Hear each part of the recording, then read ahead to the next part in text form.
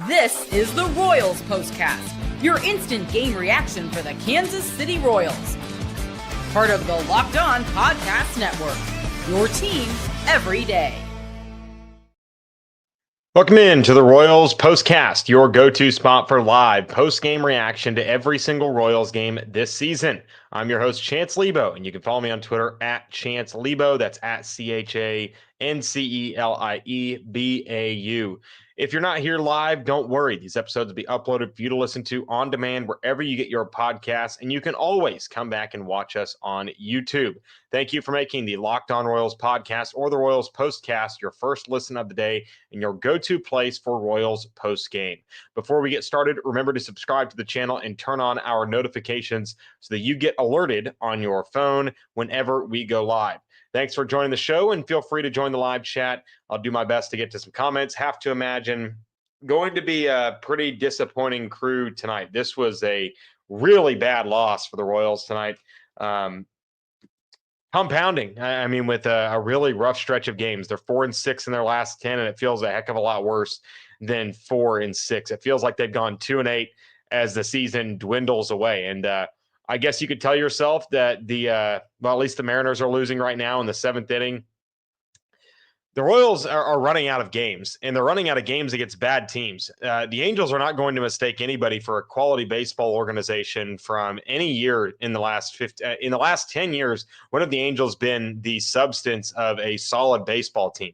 I can't remember it. And now the Royals find themselves just continuing to drown and circle the drain in a season in which they had playoff aspirations. Whether those are justified or not is a conversation for another time. But this team continues to leak away this entire season before putting themselves, they put themselves in a position to at least be relatively competitive down the stretch.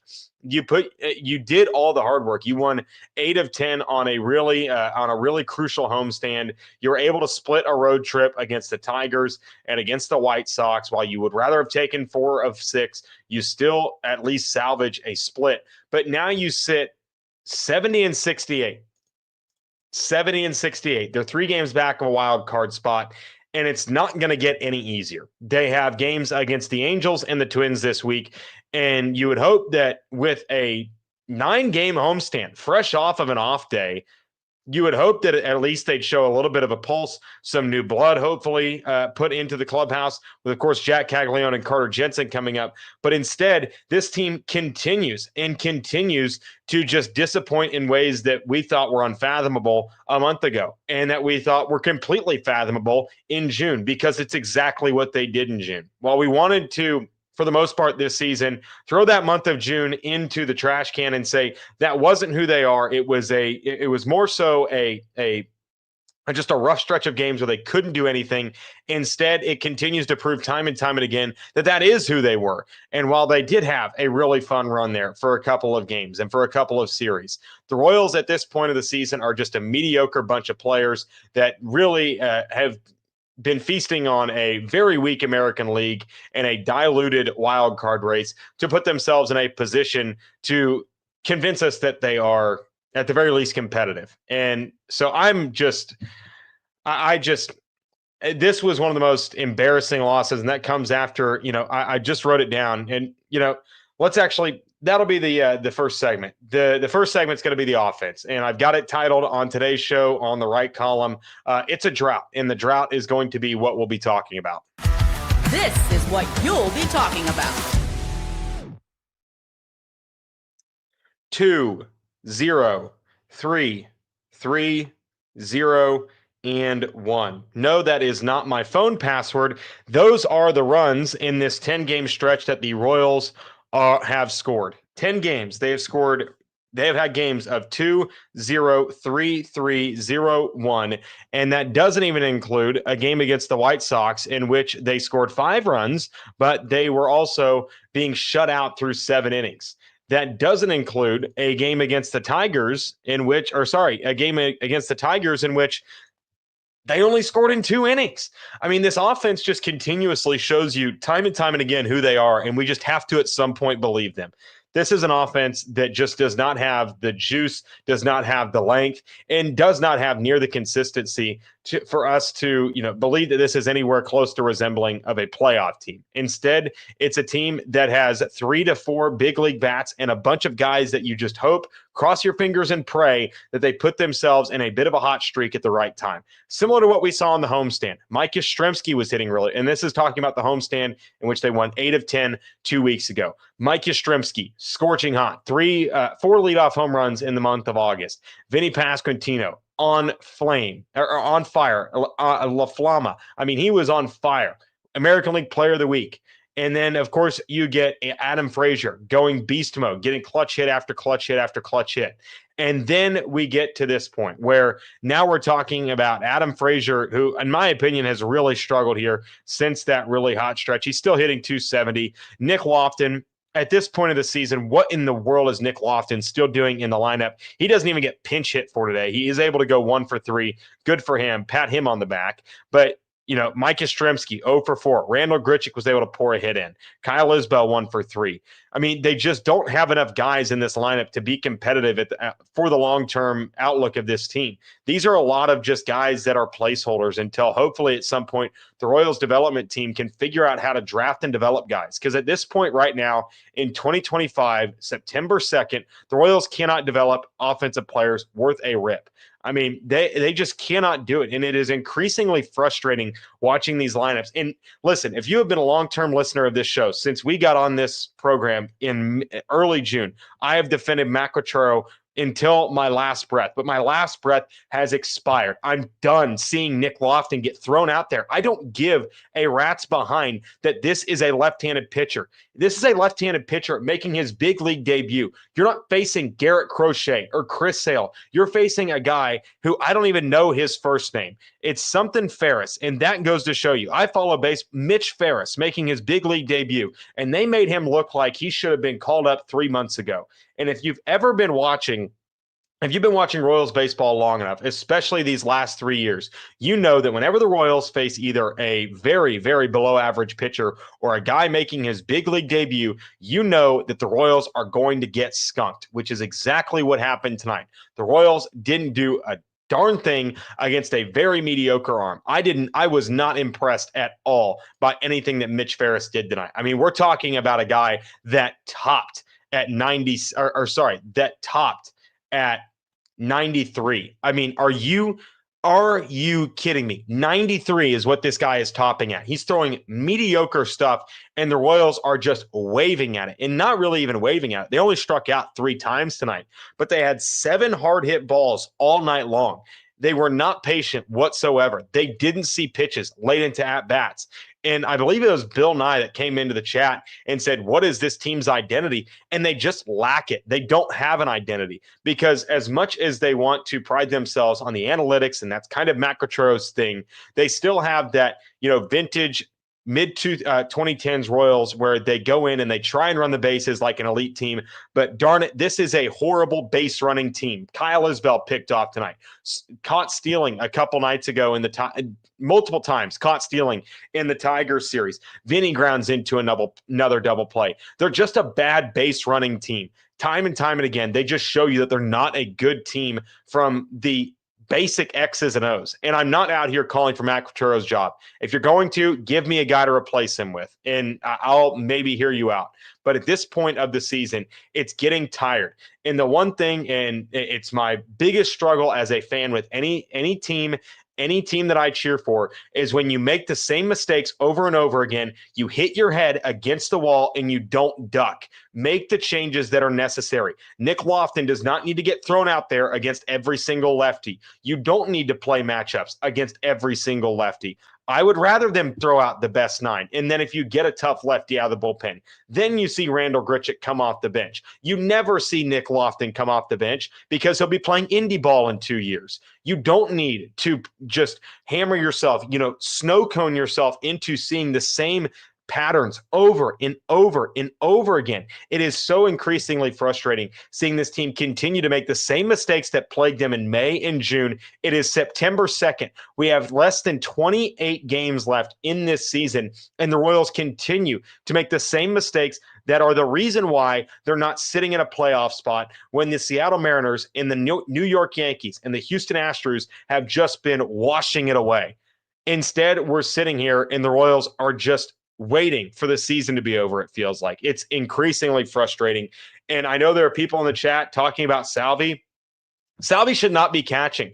I wish Matt Quatraro, he came out today and said, Annie Rogers tweeted about this. She said that Salvi's still going to be catching pretty much every day.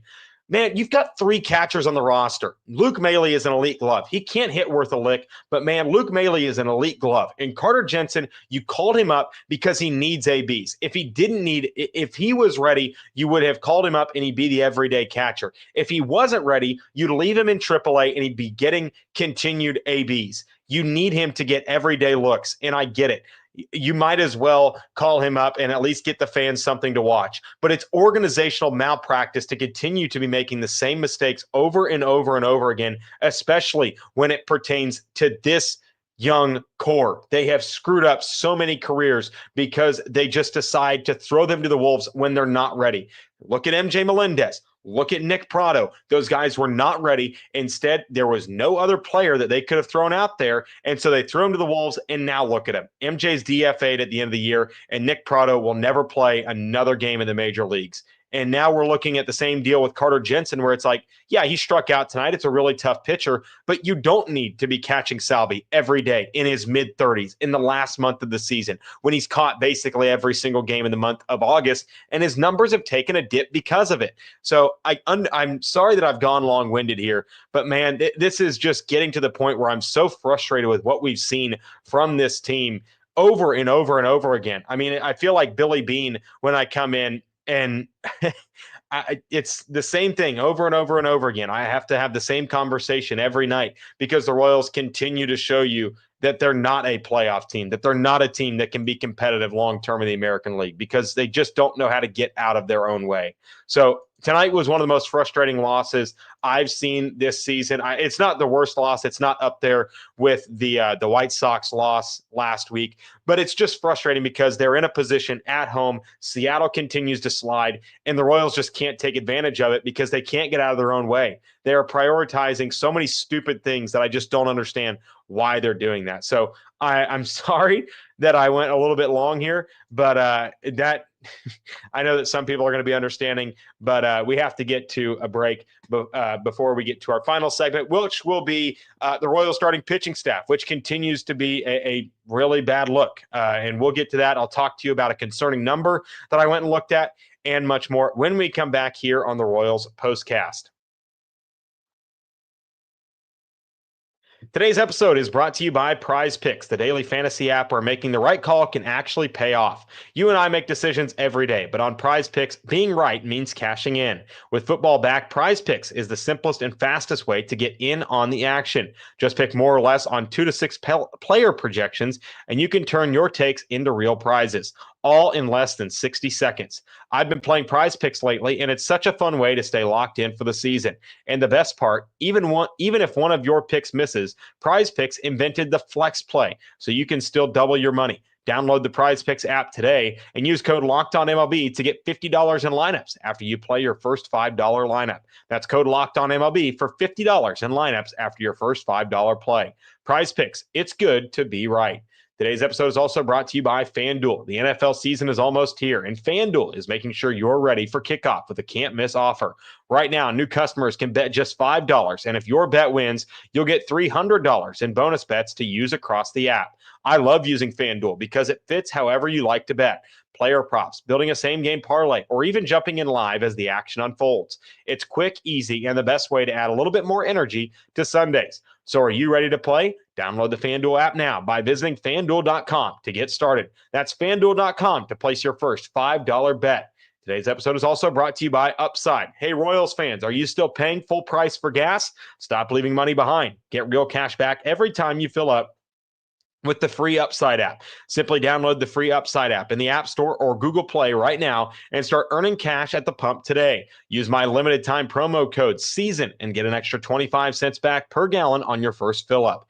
You could make up to $300 a year just from buying the gas you already needed. At first, I thought it was too good to be true, but it's totally legit. Real people are getting paid just to make their daily commutes, and you can too. Plus, you can cash out anytime to your bank account, PayPal, or an e-gift card for Amazon and other brands.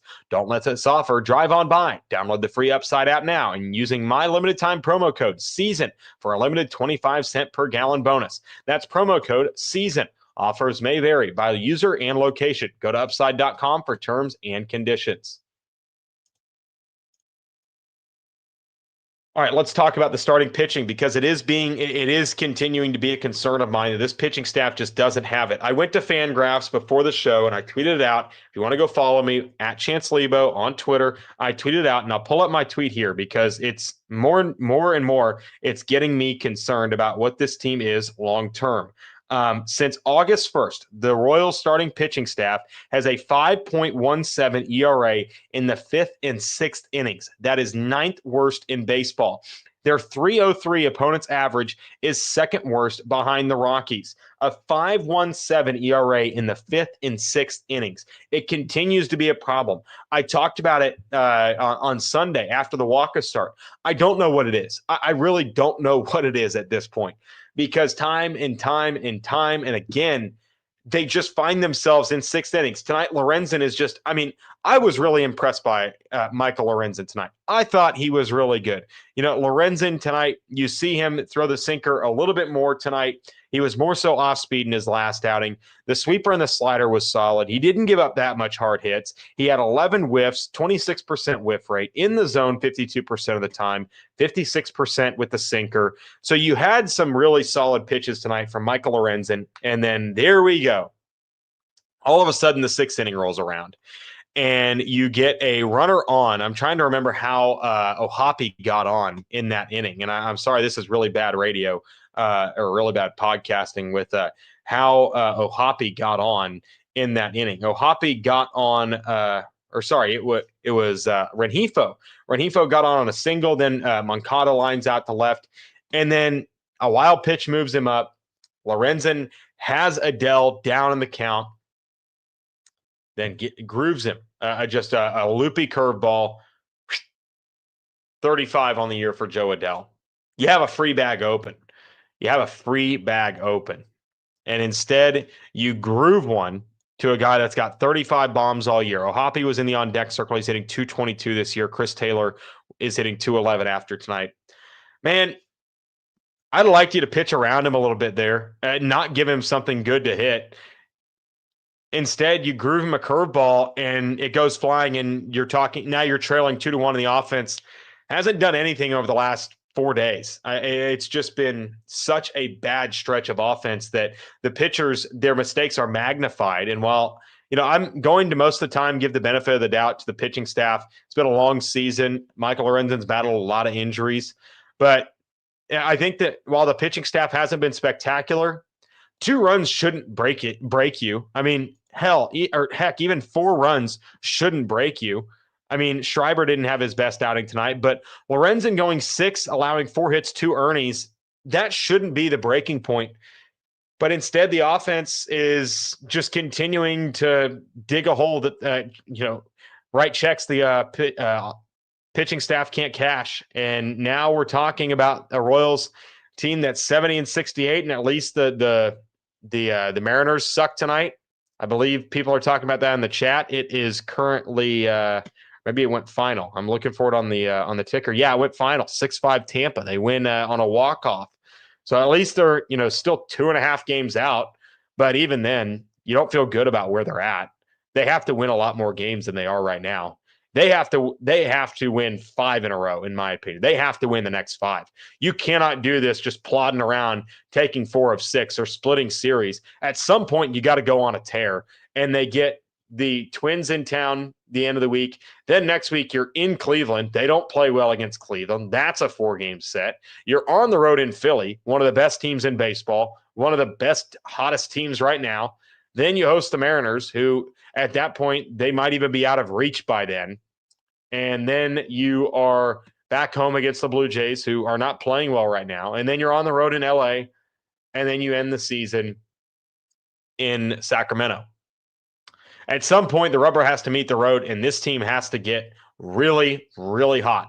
And they have to win these next 5 in a row if they even want a prayer at a playoff spot, or even a prayer of being within striking distance when Seattle comes to town on September 16th. Call me a pessimist all you want. Call me negative Nancy all you want. This team just isn't it right now. Something has to change. Maybe Carter Jensen being in the lineup or Jack Caglianone being in the lineup will help. I'm not going to hold my breath, but the Royals just squander yet another opportunity tonight against the Angels. And tomorrow they'll go back at it. And we'll be right back here with another edition of the Royals Postcast. So be sure to like the video, subscribe to the channel, and we will see you tomorrow night for another edition of the Royals Postcast.